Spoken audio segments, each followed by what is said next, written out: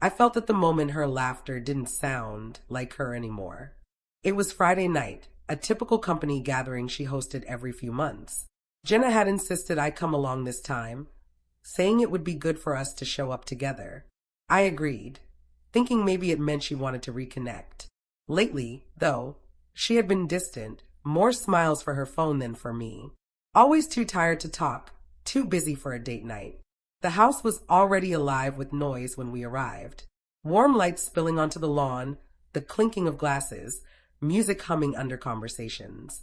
I poured myself a drink, trying to shake off the uneasy feeling coiling in my stomach. Jenna melted into the crowd, slipping away like water through my fingers. I told myself not to be the jealous husband hovering at the edges of her life. I smiled, I laughed at the right moments, I mingled, but that knot wouldn't loosen. It stayed there, heavy and insistent, testing my patience. And then I heard it, her laugh. High-pitched, breathless, the same way she used to laugh when we were first dating. I followed it, and there she was, half hidden behind the glass doors to the patio, her hand resting on another man's chest as he leaned in. He whispered something in her ear, thumb tracing circles on her wrist.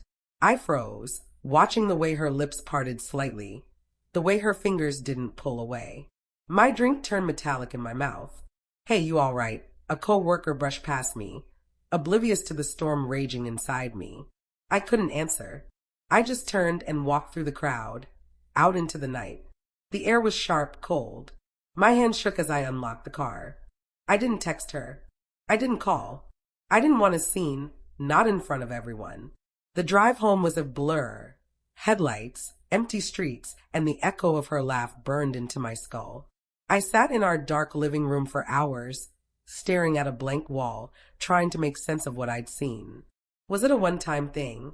Or had this been going on longer? By 2 a.m., I decided. I wouldn't beg for answers. If she wanted to destroy what we had, she would do it alone. I locked the bedroom door and lay awake, listening to the clock crawl toward morning. She stumbled in at 3:15 a.m., heels clattering against the hardwood, a soft curse as she kicked them off. No bedroom door opened, just the quiet shuffle of her moving around in the kitchen, a cabinet closing softly. At 7:30, a knock at the door. Daniel, can we talk? Her voice was small, shaky. I didn't answer. Another knock came, more urgent. Please open the door. Slowly, I opened it just enough to meet her eyes, bloodshot, mascara smudge from the night before. You left without telling me, she whispered. I stared. Should I have stayed? She flinched, mouth opening and closing as if she couldn't find the words. It's not what you think.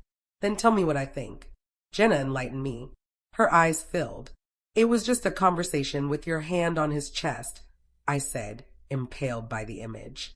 Daniel, I swear I don't want to hear it right now, I added, my voice calm, too calm. I stepped past her, making coffee, my hands steady, cold now. She followed, twisting her fingers like a child caught in mischief. I drank too much. He was being friendly, she stammered. Friendly, I repeated, letting the word hang. Is that what we call it now? Her breath hitched. You don't understand. I understand enough, I said. I watched her shoulders slump, the weight of guilt finally breaking her. I messed up, she whispered. A mess up? I asked quietly. Her silence spoke louder than words. The morning dragged on in halting fragments. She tried to explain, saying it was a mistake. Nothing happened. I asked if it was the first time. Her hesitation said everything. Was he worth it? I finally asked. Tears spilled down her cheeks. No, it wasn't like that. I don't even like him that way. I felt invisible, Daniel. Invisible. That cut deeper than anything.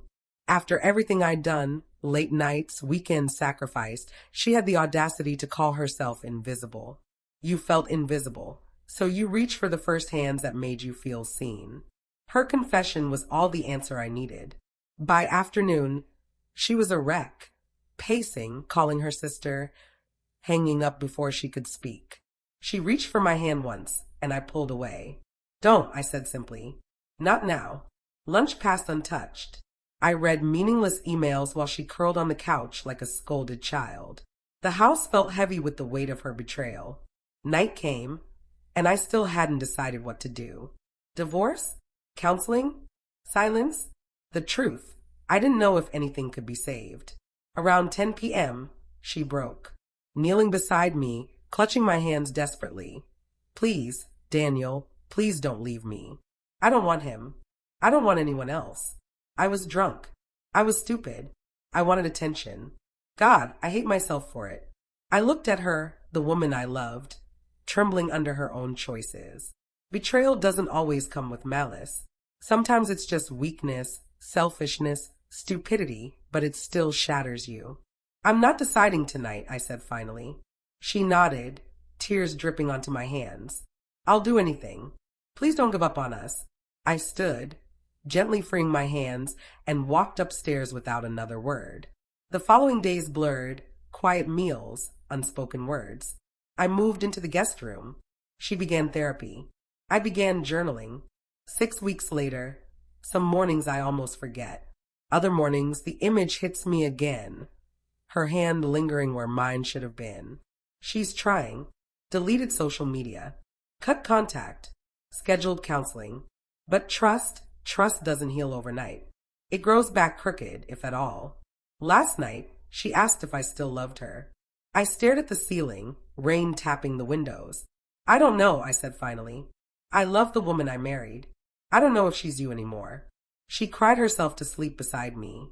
I lay awake, wondering if some betrayals aren't meant to be forgiven, only survived. By morning, she broke completely, not just from guilt, but from reality. Love isn't a safety net. Once trust cracks, the lines remain. I haven't decided what I'll do, but I know this. The man I was the night before that party is gone. Whatever happens next, together or apart, will be built on truth, not illusion. Because I'd rather be alone with honesty than with someone in betrayal.